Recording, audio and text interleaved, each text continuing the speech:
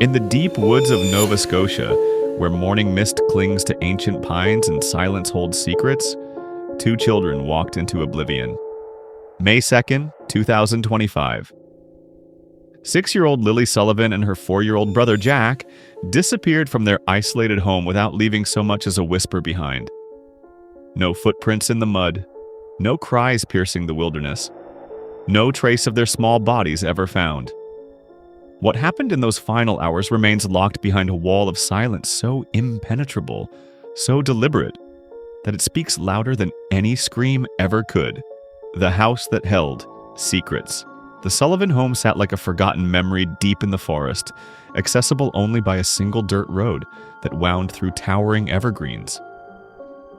Here in this remote corner of Landown Station lived a fractured family bound together by circumstances as fragile as spider silk. Lily, the elder child, possessed the fierce energy of a 6-year-old who had learned too early to be her brother's protector. Her mother often described her as talkative and outgoing, always dressed in her favorite pink shirts, always watching over Jack with the intensity of someone who understood that safety was never guaranteed. Jack, barely 4 years old, moved through the world with the quiet curiosity of a child still discovering his place in it.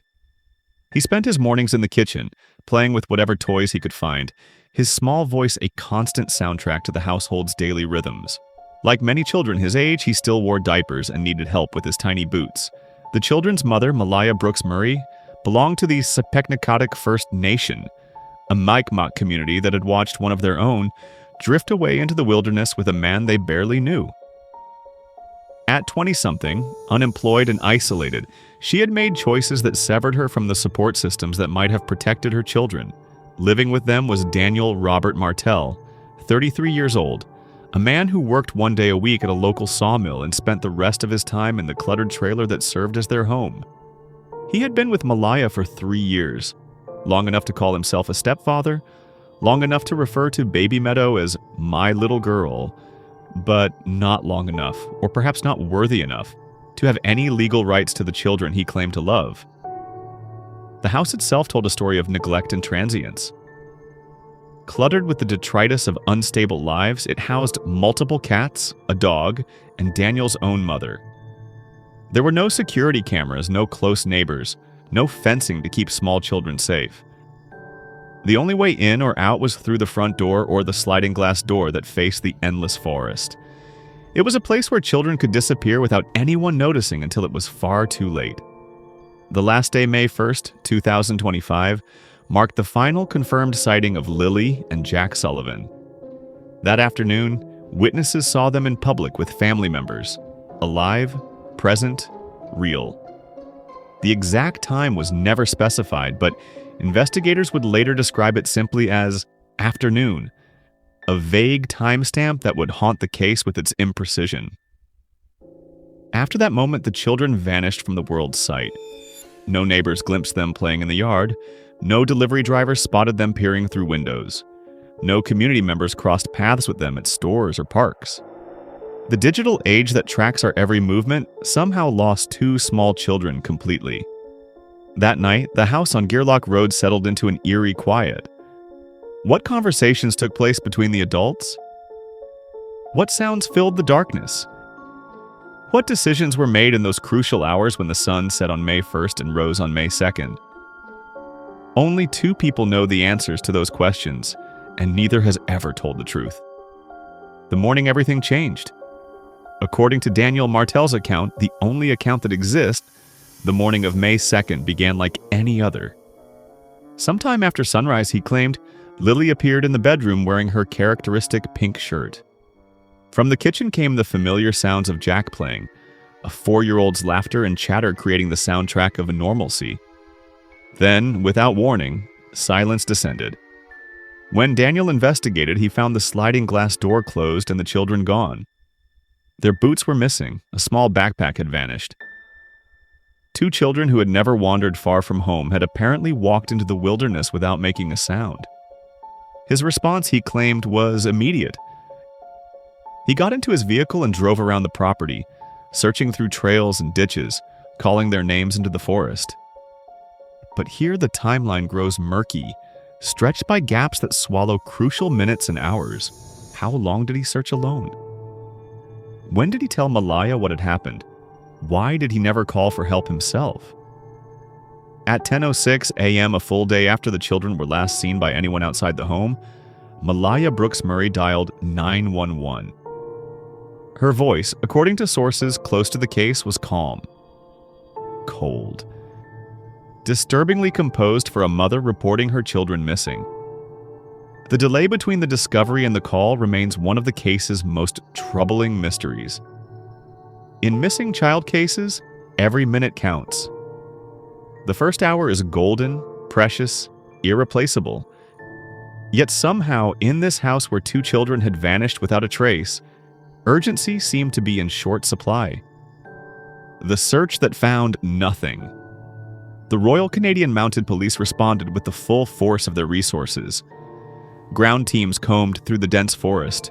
Thermal drones swept overhead, their sensors searching for the heat signatures of small bodies. Search dogs followed scent trails that led nowhere. Low-flying aircraft circled like mechanical vultures, their pilots peering down at a landscape that refused to yield its secrets. Civil Air Search and Rescue joined the effort, bringing specialized equipment and trained volunteers. For 5 days, the forest echoed with the calls of searchers, the whir of helicopter blades, the barking of dogs trained to find the lost. They found nothing. No footprints in the soft earth. No torn clothing caught on branches. No small handprints on tree bark. No scattered toys or dropped snacks. The forest, it seemed, had swallowed 2 children without leaving so much as a disturbed leaf in their wake. On May 3rd, faced with this impossible absence of evidence, the RCMP made a decision that changed everything. They upgraded the case from missing persons to criminal investigation. The family home was sealed as a potential crime scene. Forensic teams arrived with their cameras and evidence bags and measuring tools. Homicide investigators began asking different questions. Between May 4th and 6th, specialized divers searched every body of water within miles of the home. Ponds, streams, drainage ditches, anywhere small bodies might have been hidden beneath the surface. The underwater recovery teams worked with methodical precision, their equipment probing depths that had never been disturbed. Again, nothing. By May 7th, the reality had become undeniable. If Lily and Jack were somewhere in that forest, they weren't alive. The RCMP scaled back their search efforts, though they continued to process tips and analyze evidence. They had collected dashboard camera footage from dozens of vehicles. They had interviewed 35 people. They had processed more than 180 tips from a public desperate to help. Not one piece of evidence placed the children anywhere after the afternoon of May 1st. The silence of satellites. When ground searches failed, investigators turned their eyes skyward. Satellite imagery from Maxar Technologies and Planet Labs was analyzed by artificial intelligence systems, capable of detecting changes invisible to human observers. What they found was more disturbing than what they didn't find. AI analysis identified a rectangular patch of disturbed earth, approximately 2 meters long, appearing in a forested area near the Sullivan property. The disturbance appeared sometime around the children's disappearance and vanished shortly after, as if something had been hastily buried and then carefully concealed. The same systems detected a gray SUV that had passed the Sullivan home 4 times over a 2-week period, always around 7 a.m., always pausing at the same intersection. No one connected to the case could explain the vehicle's presence or purpose. Most unsettling of all was the identification of a woman in a wide-brimmed hat, captured on community cameras at 2 separate locations over 5 days. She appeared once 1.2 kilometers from the Sullivan home, then again near an abandoned shopping complex. Her identity remains unknown, her purpose unexplained.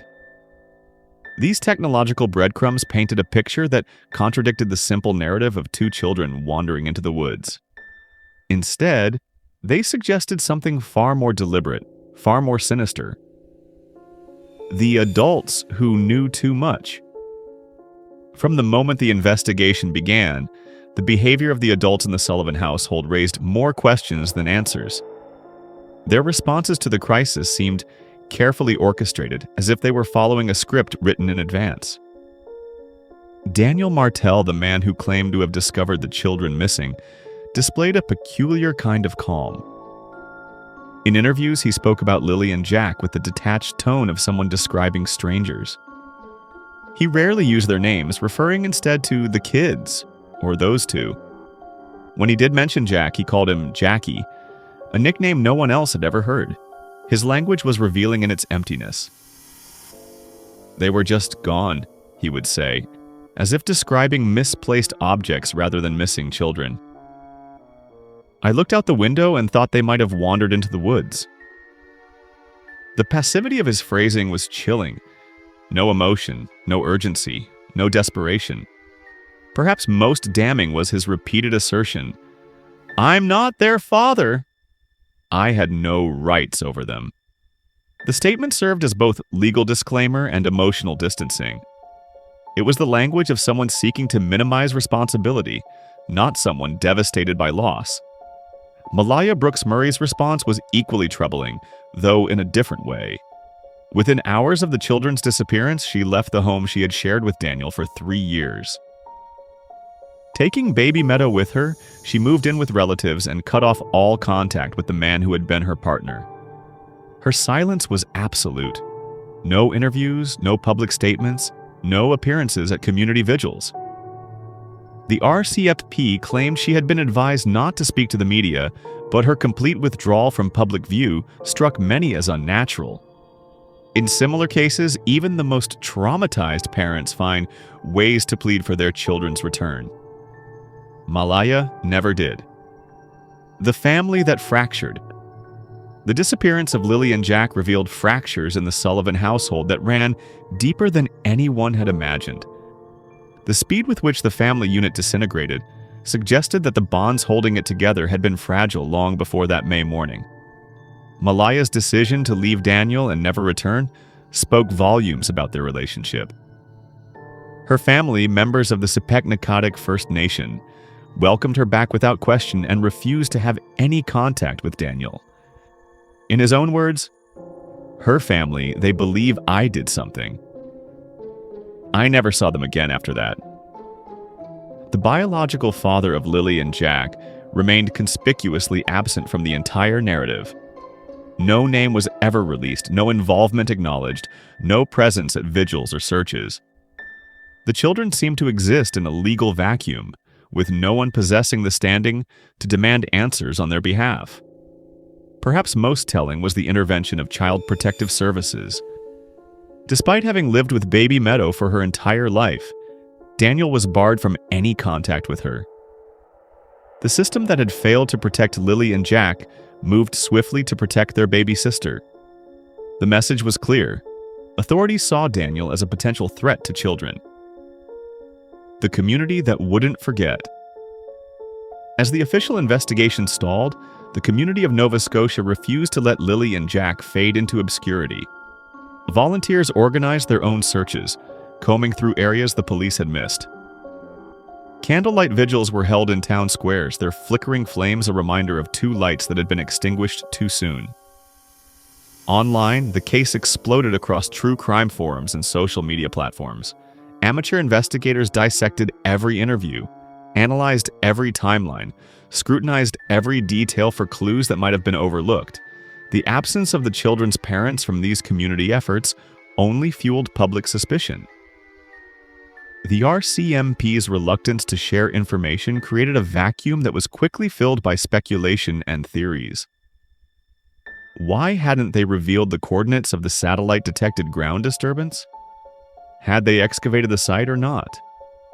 What about the mysterious SUV and the woman in the hat? The silence from authorities felt like complicity, and public trust began to erode. The theories that haunted the night. In the absence of official answers, the public mind turned to darker possibilities. The most persistent theory centered on the idea that Lily and Jack had been dead long before the morning of May 2nd. No one outside the household had seen or heard the children after May 1st. There were no signs of a normal morning routine. No breakfast dishes, no rumpled beds, no evidence that the children had even woken up. Everything the public knew about their final hours came from Daniel Martell's uncorroborated account. What if he was lying? What if the children had died the night before, victims of accident or violence? What if the morning timeline was an elaborate fiction designed to provide an alibi? The theory gained credence from the house's unusual cleanliness. For a home containing 3 children, multiple pets, and several adults, it was remarkably tidy. Too tidy. As if someone had spent considerable time removing evidence of what had really happened. Another theory focused on the possibility of systematic abuse and concealment. The children had no school records, no medical files, no documentation of their existence in official systems. They were ghosts even before they vanished, hidden from institutions that might have noticed signs of neglect or worse. The most chilling theory suggested premeditation. The complete absence of physical evidence was almost too perfect.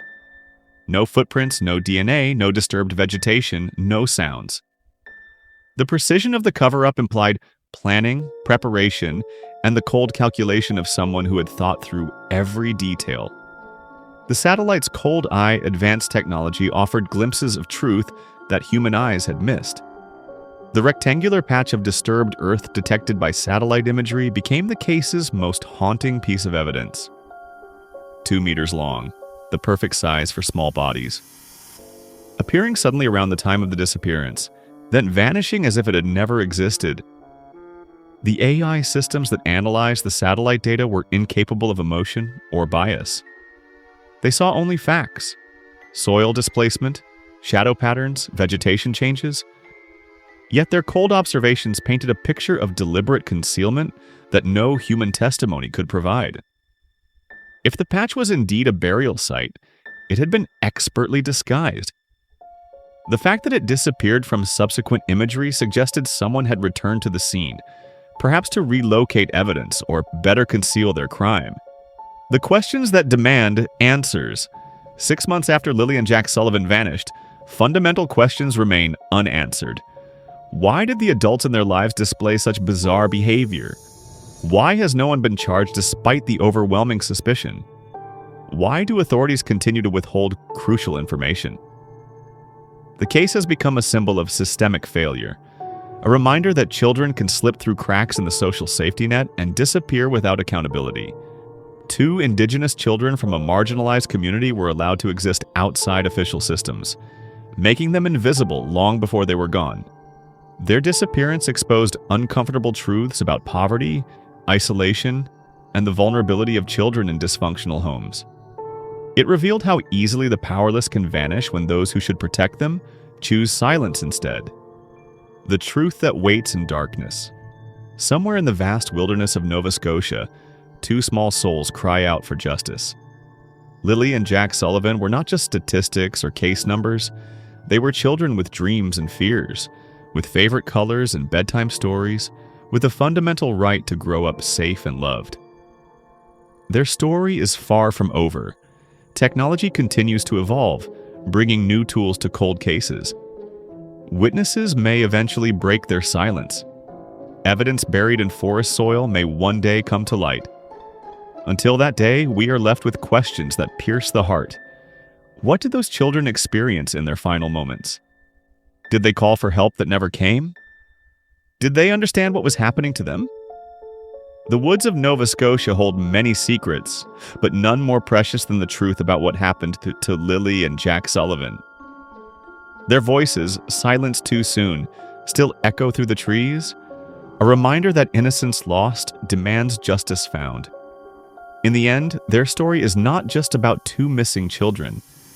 It is about the failure of adults to protect the most vulnerable among us. It is about the silence that enables evil and the courage required to break it. Lily and Jack deserved better than the life they were given. They deserve better than the silence that has followed their disappearance. They deserve the truth, no matter how painful it might be. And somewhere in the darkness, that truth waits to be discovered.